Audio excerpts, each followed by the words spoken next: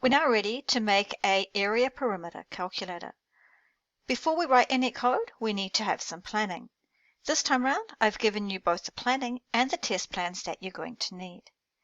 To begin, we're going to ask the user for the width and height, and we'll then calculate the area and perimeter.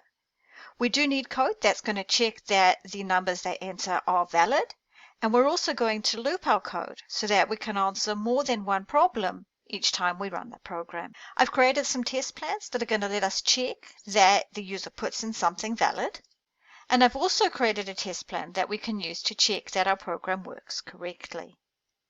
There is one final test plan where we put everything together that will allow us to check that our program works and that it loops. To begin, create a new file called po4getWidth. The goal is to ask the user to enter a number and loop until they enter a number that's more than 0.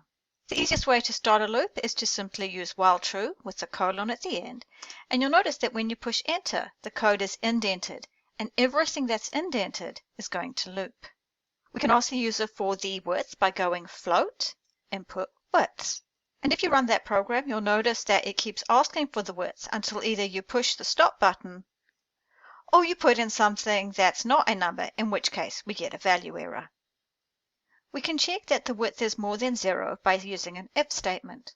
Notice that we have the more than sign, and after the 0 there's a colon. When you push enter, PyCharm will indent 4 spaces, and if we have that word break, it will break out of the loop.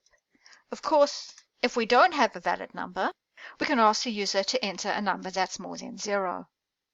And if we run that code, we can see that if we put in 0, it complains, and if we put in something that's more than 0, it ends. Of course, we still have our value error problem. As there's more than one time we might need to show the error, I can set up a variable called error, and then if we do have a problem, I can simply output my error message.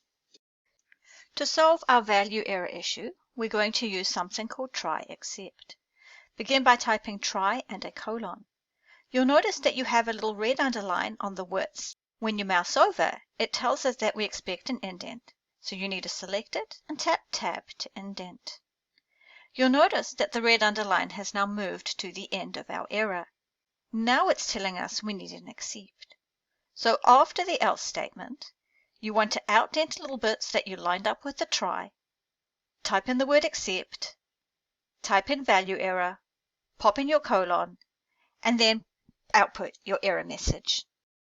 And at this point, I can use the test plan by going XLAI, and it says please enter a number that's more than 0. If I put in 0, it still complains, and if I put in 0.1, it's okay.